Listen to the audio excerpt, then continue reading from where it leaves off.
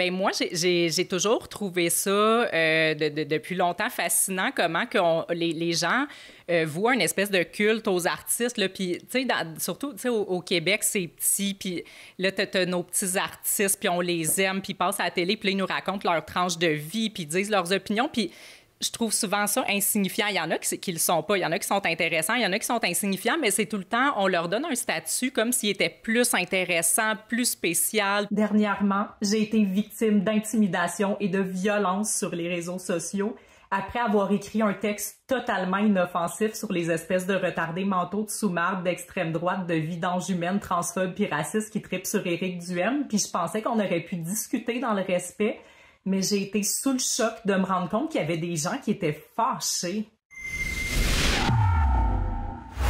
Bonjour, je suis Alexa Lavoie pour Rebel News et aujourd'hui, je suis ravie de vous présenter une nouvelle comédienne qui a émergé pendant le confinement lié à la COVID-19, Roxane Labanane. Avec les changements drastiques dans le paysage politique et la violation des droits et libertés des Canadiens, Roxane utilise sa touche unique d'humour et de satire pour apporter le rire et éclairer certaines situations. En tant qu'enseignante, j'aimerais vous parler d'un sujet très important. J'ai présentement des élèves qui sont en état de grande détresse psychologique à cause d'un alarmant manque d'infrastructures pour la diversité dans nos écoles. On est en 2023. Je pense qu'il est temps que le milieu scolaire soit plus inclusif et mieux adapté aux élèves qui s'identifient en tant qu'animaux imaginaires. Bref, je sais que beaucoup d'entre vous sont maintenant inquiets, voire terrifiés par la désinformation qui a maintenant le champ libre pour se propager sur les réseaux sociaux et tuer des gens.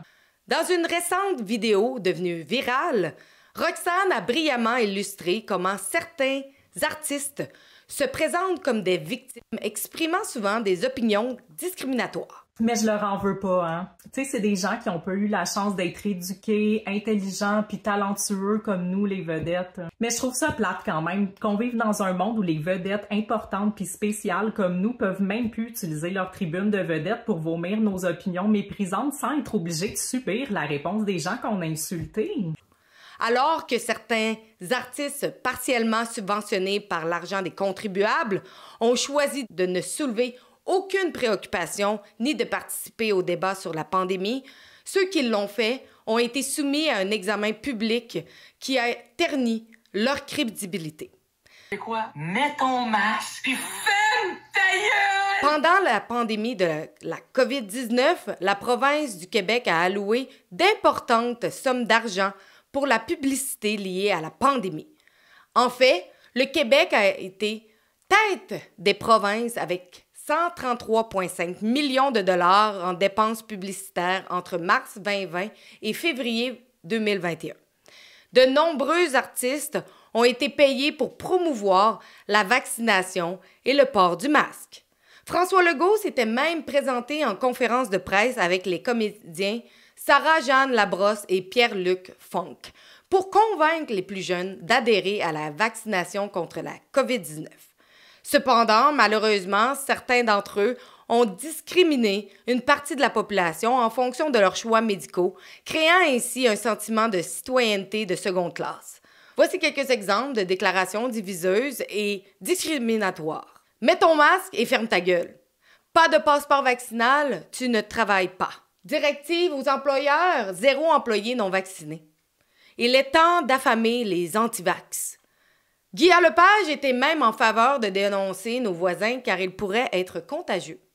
Le docteur François Marquis a suggéré de donner la priorité aux personnes vaccinées pour les opérations non urgentes par rapport aux non-vaccinés. Ces déclarations sont profondément diviseuses, discriminatoires et génératrices d'anxiété. En réponse à cela, plusieurs humoristes indépendants, dont Roxane, ont émergé pour utiliser l'humour comme moyen de sensibiliser la population aux absurdités de la société. Je suis pro-science aussi, parce que le gouvernement puis les médias nous ont dit que si on n'était pas d'accord avec leurs scientifiques, on était des anti-sciences, puis moi, je veux pas qu'on me traite d'anti-science. Puis je suis qui, moi, de toute façon, pour remettre en question les experts qui sont carrément des dieux? Je suis pro-censure. Aujourd'hui, Roxane nous parle de son parcours et de comment elle vise à éveiller les consciences à travers sa comédie. En fait, j'ai jamais voulu vraiment faire ça. Moi, je fais un tout autre métier qui a absolument aucun rapport. Puis, ben c'est ça, en 2020, avec tout ce qui est arrivé puis tout, j'étais surtout fâchée de la réaction des personnes sur les réseaux sociaux, des médias, du gouvernement, tout ça, face aux gens qui pensaient un peu différemment là, du narratif officiel, tout ça.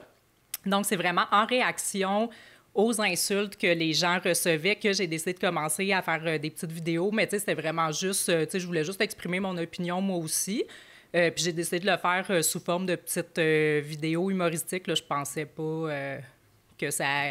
Je pensais pas déjà que ça pognerait autant. Puis c'est ça, ben, en fait, j'avais rien d'autre en tête. Là, je voulais juste donner mon opinion. C'est quoi pour toi la gauche puis la droite? Ah, la gauche, là, c'est des gens altruistes, progressistes, inclusifs, ouverts d'esprit. En fait, on est littéralement parfait, on aime tout le monde, on a à cœur absolument toutes les causes sociales, puis on pense juste à aider les autres. Donc, ça s'applique aux gens de droite. Vous les aimez puis vous êtes ouverts à leur opinion aussi?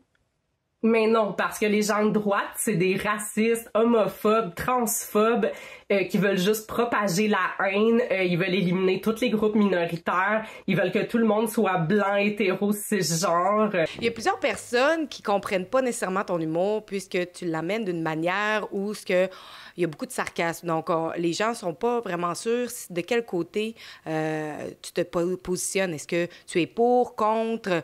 Pourquoi tu as choisi cette forme d'humour-là? Ben tout simplement parce que c'est une forme d'humour que j'ai naturellement. Tu sais, ça fitait avec moi. Là. C'est vraiment juste une façon que je m'exprime humoristiquement. Puis aussi, ben, ça a été en fait utile. Il y a certaines, tu sais, je pense que j'ai beaucoup évité une forme de censure justement parce qu'au lieu de m'exprimer directement, de dénoncer directement certaines choses, vu que je faisais comme le personnage qui était pour, tu sais, qui aimait le gouvernement puis qui était pour les mesures, tout ça, ben je pense que ça m'a évité aussi c'est ça, de la censure à cause de ça. Puis moi, je trouve ça drôle que les gens soient confus puis sachent pas trop si je suis sérieuse ou pas. Fait que... Je suis pro-réglementation et contrôle. Je pense qu'il devrait y avoir encore plus de permis d'association puis de formulaires à remplir pour toutes. Hey, imaginez un monde où les gens auraient le droit de faire ce qu'ils veulent librement sans demander la permission au gouvernement à tout bout de champ. C'est où que tu puises toutes tes idées pour chaque capsule humoristique? Ben en fait, des gens, c'est sûr, des réactions des gens, mais j'aime ça aussi dire que ben, je m'inspire beaucoup de moi-même. J'aime ça dire que je suis une ancienne woke, mais j'exagère un peu, là, mais comme avant, j'étais plus tendance gauchiste, puis j'étais plus aussi... je m'intéressais pas beaucoup à ce qui se passe, je m'intéressais pas beaucoup à la politique. J'écoutais les nouvelles, puis je trouvais ça bien correct ce qu'ils disaient aux nouvelles. Puis, tu sais, je m'en faisais pas trop. Puis, ouais, j'avais des petits côtés woke aussi, puis tout. Fait qu'on dirait que ça me fait mieux comprendre, mieux me mettre dans la peau, justement, des gens que je caricature. Puis je trouve ça drôle de me servir de moi. Tu sais, je ris de moi-même un peu aussi, là. Ben, en fait, à la base, mon premier personnage, ça a été, tu sais, que pas beaucoup de gens connaissent, parce que c'était vraiment mes premières vidéos. Je pense que je les ai enlevées de ma chaîne YouTube, mais ça s'appelait Éduquons-nous avec les pro-masques. Donc, c'était dans le temps, évidemment, des masques obligatoires. Donc, je jouais une personne vraiment, pro-science, pro-masque, puis tout ça. Donc, c'est vraiment comme ça que j'ai commencé. C'est sûr qu'après, ça avait comme moins rapport là, avec ce qui se passait, fait que j'adopte les personnages selon mes idées, mais je pense que ma préférée, c'est le personnage de Woke avec les cheveux bleus, parce que elle, ben c'est ça, je pense qu'il y a une source d'inspiration infinie avec ces personnages. Ce personnage-là, en fait, il y a tout le temps, dans la réalité, les gens que je parodie sortent tout le temps des choses plus abracadabrantes chaque jour. Là. Donc ça, c'est quand même facile puis amusant à parodier. Sinon, ben, il y avait aussi mon personnage de professeur TikTok en parodie au docteur TikTok. Là, La plupart d'entre vous sont déjà au courant de la triste nouvelle. Mon collègue, le doc TikTok, a été obligé de quitter TikTok. Ce qui fait maintenant de lui, le doc, rien. Bref, je sais que beaucoup d'entre vous sont maintenant inquiets, voire terrifiés par la désinformation qui a maintenant maintenant le champ libre pour se propager sur les réseaux sociaux et tuer des gens. Mais tu sais, ça aussi, là, faut que j'aille des inspirations par rapport à la science. Donc, des fois, je les laisse plus de côté. Mais quand il y a des trucs absurdes là, qui sortent à propos de la science, là, des scientifiques qui nous sortent des trucs abracadabra, mais il est le fun à reprendre avec celui-là. Là, donc. Aujourd'hui, j'aimerais répondre à une question qui m'est souvent posée par les complotistes d'extrême droite que j'essaie d'éduquer avec mes vidéos, mais qui veulent rien comprendre. La vidéo que vraiment a été virale, c'est celle où ce que tu parles des artistes. Dernièrement, j'ai été victime d'intimidation et de violence sur les réseaux sociaux après avoir écrit un texte totalement inoffensif sur les espèces de retardés mentaux de sous-marde d'extrême droite, de vidanges humaines, transphobes puis racistes qui tripent sur Éric Duhaime. Puis je pensais qu'on aurait pu discuter dans le respect, mais j'ai été sous le choc de me rendre compte qu'il y avait des gens qui étaient fâchés.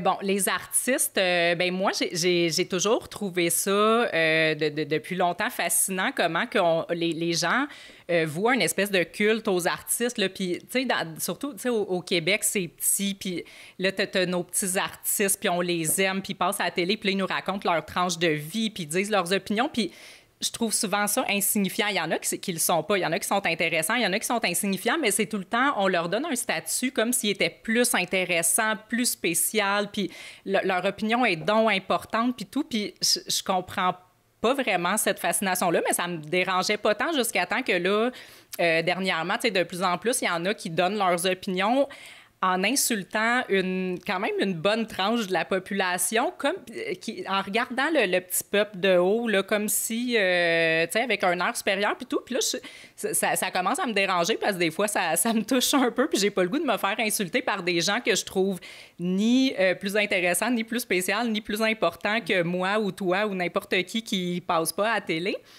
Puis surtout qu'au Québec, c'est beaucoup les subventions qui font vivre ces gens-là. Donc, le contribuable, le petit peuple là, que tu insultes, ben c'est grâce à eux que tu as une carrière. Puis c'est ça. Fait que là, je trouvais que c'était un petit peu trop. Fait que j'ai décidé d'en rire de façon humoristique en incarnant justement moi-même la petite vedette. Puis tous les petits trucs que je leur reproche. On m'a reproché il y a des gens qui l'ont pas aimé, évidemment, parce qu'ils trouvaient que c'était condescendant envers les vedettes. Mais c'était un peu une réaction à leur condescendance, là, donc c'était un peu tu m'attaques, je t'attaque, puis tu sais, je pense que c'était quand même drôle, puis évidemment, je vois pas tous les artistes comme ça, là, c'était vraiment, tu sais, si le chapeau te fait, mets-le, mais je pense que ça fait à quelques artistes du Québec. On reçoit beaucoup, tu sais, je reçois beaucoup d'insultes, tu sais, même des menaces là, sur les réseaux sociaux. Là, c'est pas la grosse affaire, mais tu sais, c'est les gens, tu sais, c'est de plus en plus, tu sais, les idéologies se radicalisent de plus en plus. Les gens sont de plus en plus crinqués, agressifs envers ceux qui pensent pas comme eux. Peu importe ce que tu exprimes, si c'est le moindrement une opinion qui suscite tu sais, des réactions émotionnelles, je pense que tu sais, tout le monde en reçoit. Moi, ça me dérange pas, là, ça me perturbe pas du tout. Même, je dirais que c'est aussi une source d'inspiration. Là. Souvent, quand je vais me faire insulter, que les gens vont venir tu sais, me bâcher, me dire que c'est pas bon ce que je fais, puis tout. Puis tu sais, j'observe les réactions, tu sais, je prends des notes. Là, souvent, je prends des screenshots, puis tout, puis ça m'inspire souvent d'autres vidéos. Fait que, tu sais, ça me dérange pas, mais je trouve ça quand même... je trouve ça fascinant de voir comment les gens sont acharnés envers ceux qui pensent pas comme eux. Tu sais, moi, si j'aime pas quelqu'un, c'est ça justement, soit que je vais en rire ou je vais juste arrêter de le suivre, mais comme il y en a qui s'acharnent, on dirait qu'ils passent la majorité de leur journée à s'acharner sur ceux qui aiment pas. Comment que tu qualifierais la société d'aujourd'hui, de la société post-pandémie? Ça, je suis plus observatrice, tu sais, j'ai pas, je peux pas dire je suis sûre qu'il va arriver telle affaire, la société s'en va dans telle direction ou le comment du pourquoi. Je trouve que en tant qu'observatrice, je trouve que c'est devenu pour moi un total cirque de non-sens, d'absurde. Je m'attends à ce qu'il puisse se passer n'importe quoi. On dirait qu'il y a plus rien qui peut me surprendre. Chaque jour, j'apprends une nouvelle affaire que je me dis, mais tu sais, je me sens comme dans un télé-réalité où ce qu'on embarque de plus en plus épais, puis qu'un moment donné, je vais me faire dire que c'est une joke tellement je trouve qu'il n'y a plus rien qui fait de sens. Alors, comment que les gens peuvent t'appuyer Bien, je pense que, tu sais, vraiment, justement, tu sais, vu que je veux pas en faire mon métier, là, pour l'instant, j'ai pas besoin d'appui financier. Je trouve ça juste vraiment, tu sais, j'en parle pas beaucoup parce que, justement, je suis tout le temps dans mon personnage, là, quand je fais des vidéos, tout ça. Je suis pas super active beaucoup sur les réseaux sociaux, dans le sens que, tu sais, souvent, je prends des breaks, je réponds pas beaucoup. Par contre, je lis beaucoup, tu sais, je lis tous les commentaires que les gens m'écrivent sur toutes les plateformes, puis ça me fait vraiment, vraiment plaisir, tous les commentaires que je reçois, là. Donc ça, c'est sûr, ça m'encourage à continuer. Je trouve ça vraiment touchant, tu sais, de voir les réactions positives des gens. Je trouve ça divertissant aussi de voir les réactions négatives. Mais c'est ça, puis tu sais, ça donne aussi un peu comme, ça redonne un peu confiance en l'humanité de voir, tu sais, qu'on est quand même plusieurs à penser un petit peu de la même façon. Fait que, tu sais, ça, c'est ce que les gens peuvent faire pour m'appuyer.